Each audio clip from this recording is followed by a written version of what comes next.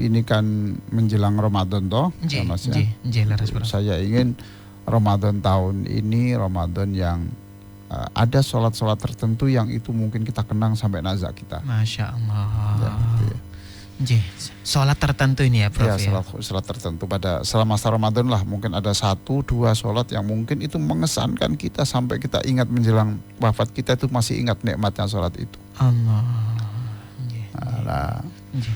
maka pada segmen berikutnya ini saya akan berbicara tentang persiapan sholat yang nikmat itu tadi. Nggih, nggih. Persiapan sholat Yang nikmat. nikmat. Nggih, Masya Allah. Dikenang sampai nanti nazak kita ya, Ya Prof betul, ya. itu senang sekali karena merasa gimana gitu ya. Nggih, nggih, nggih. Nah ini silakan dibuka buku 60 menit terapi sholat bahagia halaman 100.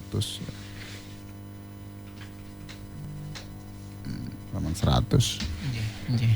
Halaman 100 ya Prof ya. Jadi begini loh ya. Sholat itu kan seperti fisik kita ini ya. Nggih, nggih. Gerakan-gerakan kita ini, tangan kita bergerak dan sebagainya, itu jasadnya. Nggih, nggih. Lalu kita bisa bergerak dan sebagainya itu karena ada ruhnya. Nggih, nggih. Itu bisa mengambil makanan dan sebagainya itu karena ada ruh. Nah kalau badan itu tidak ada ruh, tidak bisa akan ngambil roti yang enak, paham toh? Nggih, nggih. Tidak bisa berjalan ke selekta, tidak bisa. Nggih, nggih, nggih. Maka kalau sholat kita itu sholat tanpa ruh, sholat tanpa kekhusyukan, ya tanpa merenung, kepasrahan, maka itu tidak akan sampai kepada yang kita tuju. Masya Allah. Nah, gitu. Nggih, nggih, nggih. Nggih. Nah, bagaimana supaya kita ini bisa melakukan sholat itu? Satu, yang pertama adalah syarat sebelum sholat itu apa yang harus kita lakukan, Mas? Wudu, Prof, Wudu. ya. Wudu itu untuk apa, Mas? Untuk menghilangkan hadas kecil lah. Hadas kecil itu apa, najis? Najis, ya, najis dohir dan juga najis dohir ya Prof ya. Enggak, Mas. Nah kalau najis dohir berarti setelah mandi tidak perlu wudu, Mas. Nah, Nggih, nggih, nggih. najis dohir dan najis batin. Masya Allah. Kedua-duanya berarti ya Nggih. Prof ya. Nggih. Makanya bukan najis itu bukan wudu itu bukan menghilangkan najis. Wudu itu menghilangkan kotoran-kotoran di dalam hati kita. Nggih, nggih. Masa kita mau menghadap Allah masih benci dengan orang, Mas? Ya Allah. Nggih, nggih.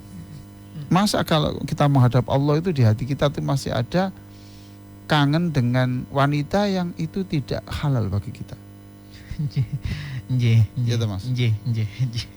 Masa kita ini mau menghadap Allah itu masih ada rasa ingin membalas orang yang pernah jahat kepada kita? Masya Allah. Paham toh? Itu hadas. Masa kita mau menghadap Allah itu masih ada rasa Allah kok enggak adil ya gitu. Nggih, nggih. Allah kok enggak peka ya. Heeh. Nggih, nggih. Saya punya begini kok begini. Ya Allah. Nah, itu dibersihkan. Nggih, nggih, nggih. Nggih, Masya Makanya Allah. membersihkan dosa dari apa? Satu, dari mulut. Nggih, Iya nggih, toh, Mas? nggih, nggih. Mulut berkumur, dikeluarkan airnya, dibersihkan. Memang itu hanya air, tapi sebetulnya itu adalah air itu simbol yang kita keluarkan adalah simbol kotoran-kotoran dosa yang pernah kita ucapkan. Ya Allah. Ya tahu, Mas. Nggih, nggih. Kita ini ngomong kadang seenaknya. Maka saya mohon maaf sekali kalau selama saya siaran ada kata-kata yang kurang berkenan, saya mohon maaf, saya khilaf ya. Saya mohon maaf, saya khilaf ya. Itu enggak pantas lah buat diucapkan. Saya mohon maaf ya, mungkin ada hal-hal yang seperti itu. Mulut kita makan, mungkin kita makan sesuatu yang hanya enaknya saja.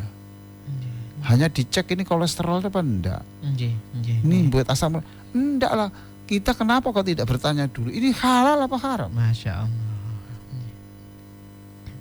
Iya toh? Nggih, nggih. Nah kalau kita itu tahu bahwa itu hasil judi, hasil korupsi, masuk ke restoran, makan all you can eat, ya, Nggih. Nggak. Nggih. ya harus tidak boleh dimakan toh. Iya. Nah, makanya itu di wudu kita bersihkan. Terus muka itu Mas. Iya, iya. Masya Allah. Semakin banyak HP kita pegang itu sebetulnya ada potensi semakin banyak dosa yang kita dapat. Allah. Paham teman? Masya Allah. Humor memang di gambar itu, tetapi humor itu membuka auratnya sampai begitu. Iya, iya, iya. Gimana Mas? Dan lebih mudah ya Prof ya. Sudah tahu bahwa itu ghibah, Iya. ya toh? Iya. Saat itu sudah tahu itu ghibah itu membicarakan aib orang, tapi kita tonton, apa bedanya? Masya Allah. Ya toh Mas? Wong yang dosa ghibah itu orang membicarakan aib orang itu, yang bicara ya dapat, Yang mendengarkan. yang mereka dapat. Iya. Lalu kita beli pulsa untuk itu berarti kita mengeluarkan itu sesuatu yang dosa. Ya Allah.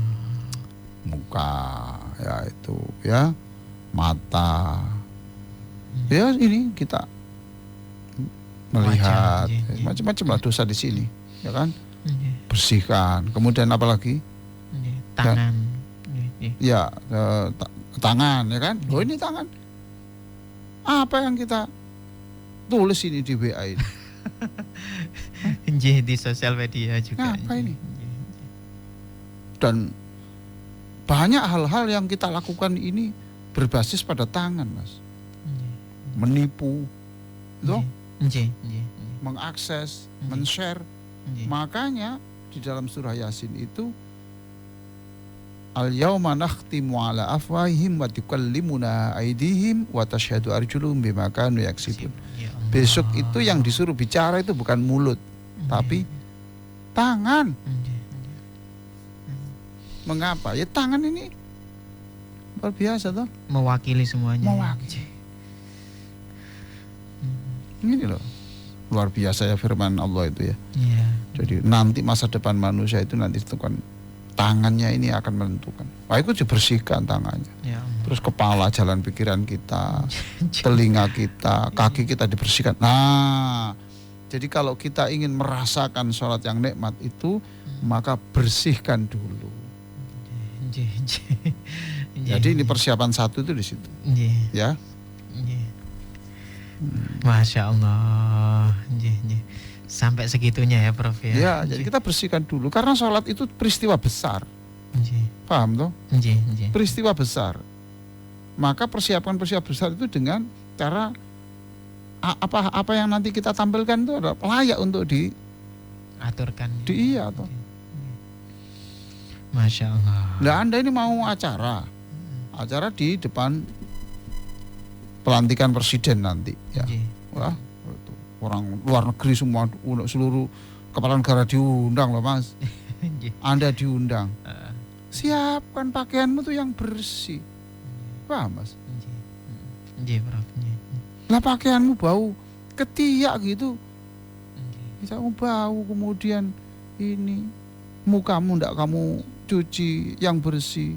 Di situ masih ada kotoran-kotoran di ujung matamu, di hidungmu. Oh janganlah, ini peristiwa besar dul. Nah wudhu juga begitu. Wudhu itu karena sholat itu peristiwa besar, maka dilakukan persiapan bersama. Itu nomor satu, Mas ya. Masya Allah. Ya mohon doa lah dari pendengar, dari pemirsa, mohon doa supaya saya ini bisa wudhu yang seperti itu. Ya, saya juga mendoakan bersama semua pendengar ini dan pemirsa untuk bisa melakukan wudhu yang seperti itu. Amin. Jadi memang sesuatu itu hanya berharga bagi orang yang tahu, Mas. Betul loh, Mas. Wudhu itu berharga apa enggak, Mas? Berharga. Berharga. Tapi yang tahu ya hanya, yang bisa menghargai ya yang hanya yang tahu. Jangan memberikan apa tadi? Kerah mutiara. Jangan memberikan mutiara kepada kerah. Karena kerah tidak berharga, mutiara tidak berharga bagi si kerah. Ya Allah. Ya. Nomor 2, Mas. Nomor 2 sekarang. persiapan nomor 2 adalah Mm-mm. apa itu Mas? Coba dibaca nomor 2 itu. Buatlah tanda pembatas di depan tempat sholat Anda agar tidak terganggu adanya orang yang berjalan di depan Anda, atau lakukan sholat dengan mendekat di depan tembok. Oke, sudah. Itu artinya dalam bahasa Arabnya itu sutroh. Sutro. Nggih, nggih. Pembatas. Ya, sutroh itu pembatas. Pembatas antara orang yang sedang berdiri sholat ya Nggih. dengan depannya itu. Jadi ini pembatas itu bisa berbentuk pulpen, bisa berbentuk sapu tangan, Nggih. bisa berbentuk bata. Kalau zaman Nabi itu panah ditancapkan gini, zaman Nabi. Lah sekarang mau nancapkan di mana? Iya, iya. Di keramik. Oh, itu ya. Nah, itu namanya pembatas. Ini bisa mendukung kekhusyuan karena nanti tidak dijamin nanti nggak ada orang lewat di situ. Masya Allah. Nggih, nggih. Itu sutroh namanya, Mas. Nggih, nggih. Ya. Ini namanya sutroh. Nggih, nggih. Kalau tidak ada begitu, lebih baik Anda itu sholatnya itu mepet tembok. Nggih, nggih. Yang tidak mungkin ada lewat situ toh. Iya. Nah, iya. jadi depan kita itu adalah tembok atau dinding atau tiang. Tiang pampang. Nah, ya, Nggih, ya. nggih. Tiang masjid itu ya. Nah, itu. Paham toh, Mas? Masya Allah. Itu kita lakukan, itu sunnah Rasulullah. Ikuti. Ada yang kadang-kadang meletakkan topi di depannya. Depannya. Nah, Nggih. gitu toh. Tas dan nggih. Tas Nggih. boleh. Kalau tas bahaya, Mas. Diambil orang nanti gimana? Loh, iya betul. Iya. Walaupun di Arab Saudi saya bilang sama istri saya, jangan sekali-kali meletakkan tas di depan. Berkali-kali ada kehilangan. Masya Allah. Gitu. Makanya tas itu saya suruh masukkan ke muknanya. Nggih. Itu sudah berkali-kali di Makkah, di Madinah, di Tanim, di Masjid Tanim itu. Selevel Makkah dan Madinah ya, Prof ya. Wah, orang mencuri kok. Iya. Mungkin begini, saya mencuri dan nanti tobat tawaf ya, hilang gitu. minum zam-zam, kemudian Dimaafkan. dimaafkan Allah. Masya Mungkin gitu ya. Allah. Tapi mungkin orang miskin ya, orang miskin. Nggih. Nah itu apa sajalah ya. Itu untuk apa? Itu untuk itu namanya tadi apa? Sutroh. Nggih. Sutroh. Jadi sin ta ro ha ya. Nggih. Sutroh Nggih. gitu. Bukan sutra. Sutra. Sutroh Nggih. gitu ya. Nah, Nabi mengatakan idza shalla ahadukum falyusalli ila sutroh Nggih. ya. Jika kamu sholat maka hendaklah kamu menghadap ada sutroh tadi. Wal yadnu minha, dan hendaklah kamu mendekat dengan itu, jangan jauh-jauh. Masya Allah. Nggih. Ya. Sebab nah itu jadi fungsinya apa sutroh itu? Itu sunnah Rasul. Jadi satu bisa menambah kekhusyukan kan? Enggak enak tahu itu kan. Ya, Itu orang lewat. dibatas dulu. Nah, itu fungsinya antara lain adalah satu itu mengikuti Rasulullah. Ya sudah ikut sunnah. Nah, kalau enggak ada sajadah itu, Mas. Nggih.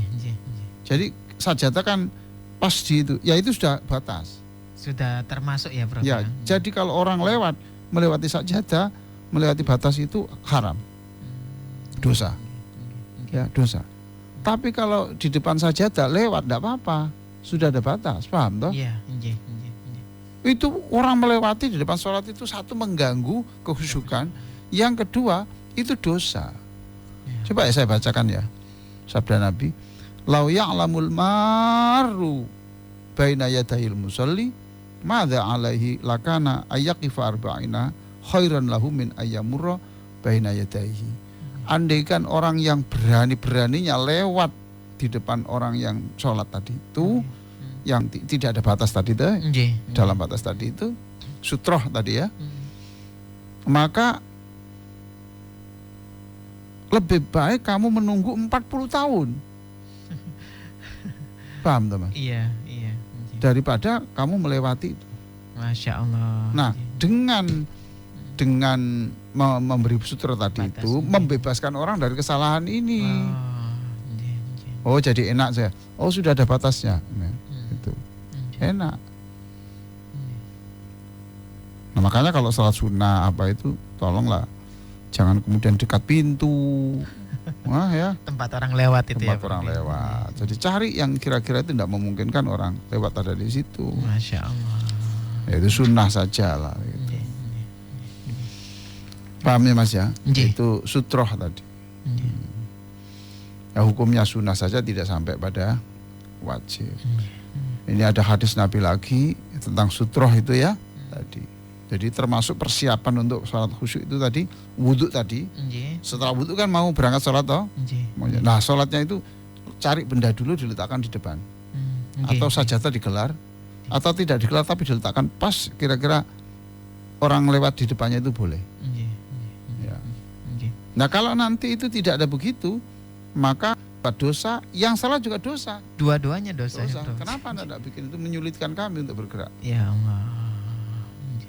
Paham tak itu? Nggih, paham. Karena ada hadis Nabi, la tusalli illa sutroh. Jangan sholat kecuali kamu itu sudah menyiapkan sutroh. Nggih. Nah, ini kalau di Bangladesh rata-rata Mas. Di Bangladesh itu selalu masjid itu disediakan itu tempat itu. Tempat. Karena di sana orang tidak membawa sajadah Mas. Oh, nggih. Jarang nggih, bawa sajadah, saya lihat jarang. nggih. Karpet pun itu ditutup. Karpet itu ditutup dengan kain putih semuanya. Nggih. Karpet yang empuk Nggih. itu digelari kain Kain putih. putih. Jadi seperti kita sangat terhormat. Asik gitu, jadi putih. Nggih. Jadi selebar masjid itu ditutup dengan kain putih sekian. Masya Allah. Cuma ya kadang-kadang saya ini sudah berapa hari tidak dicuci gitu. Nah itu. Tapi Iya. andai kan bersih harum gitu, Waduh. Nggih. gimana gitu loh Mas suasananya itu. Iya. Kata Nabi, jangan sholat kecuali kamu telah memiliki sutroh. Lah sekarang ini di toko-toko sudah ada itu jual sutroh itu ya. Iya, pembatas itu. Pembatas itu. Nggih. Itu niru Bangladesh. Oh, nggih. Nggih. Sebetulnya tidak harus itu. Ya, apa saja topi, pulpen.